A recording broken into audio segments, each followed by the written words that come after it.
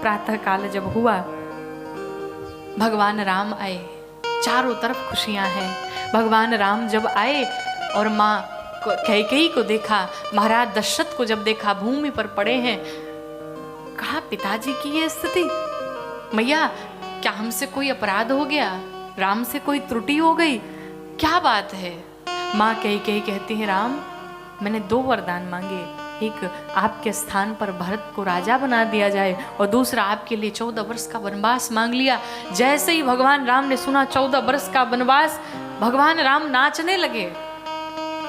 कहा मैया आपने तो मेरा कल्याण कर दिया, वन में जाऊंगा, संतों के दर्शन होंगे, परमार्थ करूंगा, परोपकार करूंगा, और मैया इतने सुंदर दिन में पिताजी की ये स्थिति, मुझे लगता है जरूर राम से कोई अपराध हुआ है।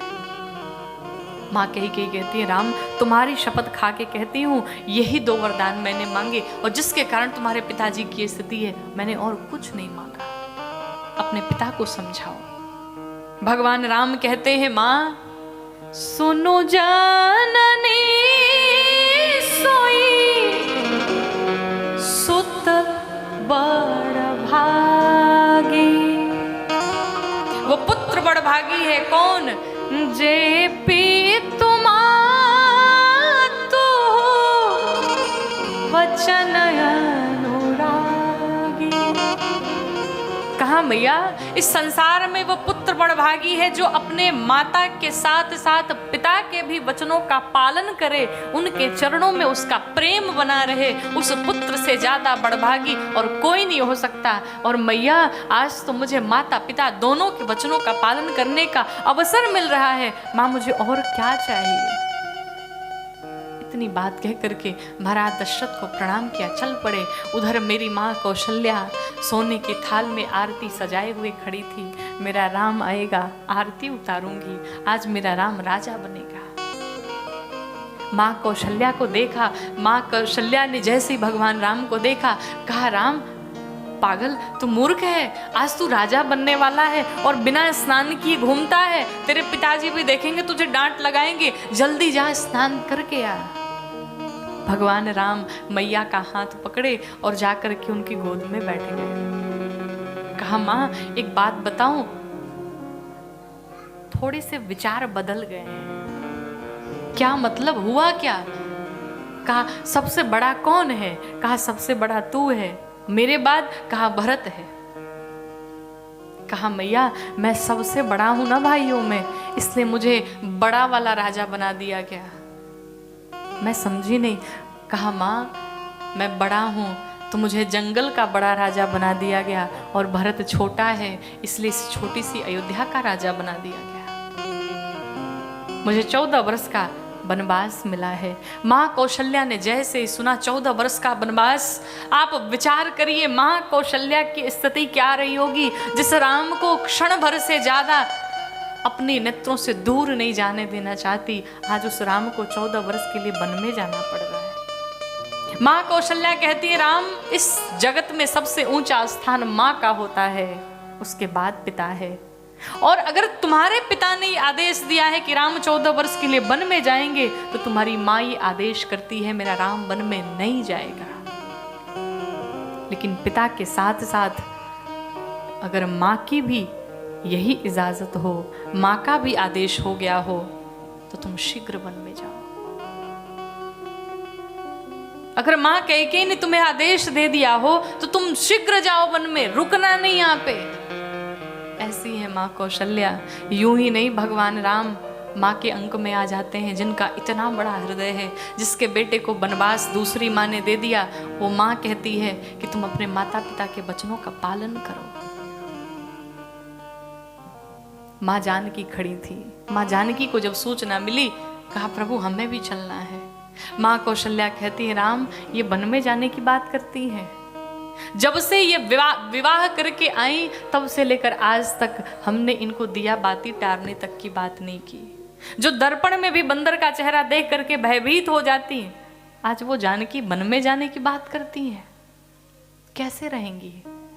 माँ जानकी ने कहा प्रभु अगर आप मुझे छोड़ करके गए तो ये अयोध्या ही मेरे लिए वन बन जाएगा, भयानक जंगल बन जाएगा, और अगर मेरे साथ में गए तो वो वन ही मेरे लिए अयोध्या के समान हो जाएगा। प्रभु मैं आपके साथ चलूंगी, और अगर नहीं लेकर के जाएंगे तो आपको एक दिन रुकना पड़ेगा। वो क्यों? कहा मेरा अंतिम संस्कार करके जाइएगा, मैं आपके बिना जीवित नहीं रह सकती। हे नाथ, जहां आप हैं मैं वहीं रहूंगी। मेरा अंतिम संस्कार करके आप अयोध्या छोड़ करके जाएंगे। भगवान राम को बात माननी पड़ी, भगवान मान गए। लक्ष्मण जी आए। जब लक्ष्मण जी आए, कहा भैया सुना है हमने कि आप वन में जा रहे हैं, मैं भी चलूंगा वन में। भगवान राम ने कहा लाला, यहाँ पर माता पिता अकेले हैं, भरत अकेला है, तू सबका ख्याल रखना। लक्ष्मण जी बोल पड़े, कहा कौन से भाई, कौन से माता पिता, कौन सी प्रजा, कौन सी अयोध्या, मैं किसी को नहीं जानता। प्रभु सब कुछ मेरे आप हैं, मेरे माता पिता भाई बहन सगे संबंधी सब आप हैं, मेरा और किसी से कोई संबंध नहीं है। राम जी ने कहा एक काम करो, माँ सुमित्रा से आज्ञा लेकर के आओ। लक्ष्मण जी ने सोचा अगर माँ के पास गया कहीं माँ ये ना कह दे कि तुझे नहीं जाना है। भगवान राम के आदेश पर श्री लक्ष्मण जी जब माँ सुमित्रा के पास गए, पांव स्पर्श किया और वापस भागने लगे कि कहीं मुझे रोक न ले। माँ सुमित्रा ने कहा लाला इधर तो आ, तू इतनी जल्दबाजी में क्यों है? कहा मैया, भैया के साथ में 14 वर्ष के लिए वन में जा रहा हूं। माँ सुमित्रा ने जैसे सुना वन की बात, माँ सुमित्रा लक्ष्मण जी से कहती, आज के बाद से एक बात ध्यान में रखना, आज के बाद से मैं तुम्हारी माँ नहीं। लक्ष्मण जी रो पड़े, कहा जिस बात का डर था वही हुआ। माँ भैया के साथ मैं वन में जा रहा हूं, इसलिए कहती हूं कि आज के बाद मैं तुम्हारी माँ नहीं। माँ सुमित्रा ने कहा लाला, लगता है आज तक तू अपनी माँ को जान ही नहीं पाया, तेरी माँ का स्वभाव क्या है। मतलब कहना क्या चाहती हैं? माँ सुमित्रा ने कहा लक्ष्मण, आज के बाद से तुम्हारे माता और पिता तुम्हारी माँ जानकी हैं, तुम्हारे पिता राम हैं, और तुम्हें जो कुछ भी करना होगा उनसे पूछ करके करना, उनकी सेवा में कोई कमी नहीं रहनी चाहिए। और एक बात और, उनकी सेवा में जा रहे हो तो कभी भूल से भी स्वप्न में भी अयोध्या का दर्शन न करना, उर्मिला अपनी पत्नी का दर्शन न करना, अपनी माँ को याद न करना। लक्ष्मण जी ने कहा माँ, दिन में तो हम सेवा में व्यस्त रहे तो शायद किसी की याद ना आए, हम नहीं याद करेंगे, लेकिन रात्रि के समय अगर स्वप्न में कोई चला आया, स्वप्न में किसी की याद आ गई, तो माँ स्वप्न पर किसका भरोसा है? स्वप्न पर हमारा वश तो है नहीं, स्वप्न तो कभी भी आ सकता है, तो फिर ये वचन हम कैसे निभाएंगे? लक्ष्मण जी ने वही प्रण ले लिया। लक्ष्मण जी ने कहा माँ, आपने कहा कि स्वप्न में किसी को देखना नहीं, किसी को याद नहीं करना, तो जा, आज तेरा लक्ष्मण ये शपथ लेकर के कहता है कि तेरा लक्ष्मण आज के बाद सोएगा ही नहीं, न सोएगा न स्वप्न में किसी का दर्शन होगा। माँ सुमित्रा लक्ष्मण जी को जाकर के हृदय से लगा लेती हैं। धन्य है माँ सुमित्रा जिनके कोख से लक्ष्मण जैसा पुत्र पैदा हुआ। लक्ष्मण जी 14 वर्ष तक सोए ही नहीं कि सपने में किसी की याद ना आ जाए, जिससे मेरे राम जी की सेवा में कोई कमी रह जाए। माँ सुमित्रा ने विदा किया। ये श्री रामचरितमानस त्याग की कथा है। एक से एक त्यागी पड़े हैं, त्याग करने की होड़ मची है। सुमित्रा मैया से वरदान लेकर के, आशीष प्राप्त करके भगवान राम वहां से, श्री लक्ष्मण जी वहां से चल पड़े और आते हैं। तीनों वल्कल वस्त्र धारण किए और महाराज दशरथ के पास आए प्रणाम करने के लिए। महाराज दशरथ ने जब राम जी को देखा तो भगवान शंकर से प्रार्थना करने लगे कि आशुतोष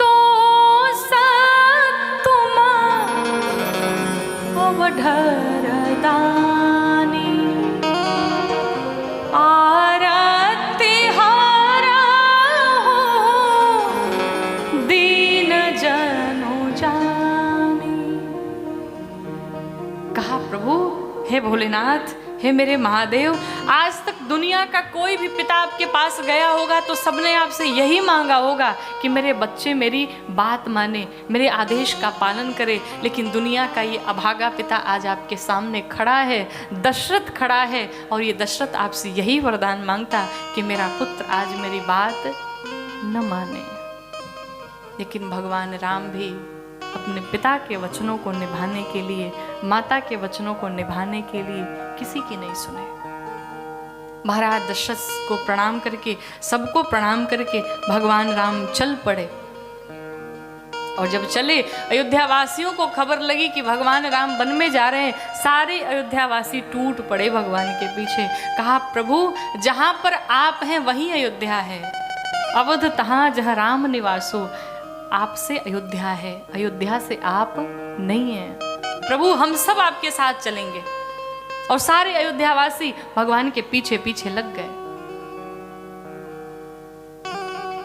सभी रो पड़े भगवान को देख करके, और सबने संकल्प लिया कि हम सभी 14 वर्ष तक भगवान के ही साथ में रहेंगे। चल पड़े सभी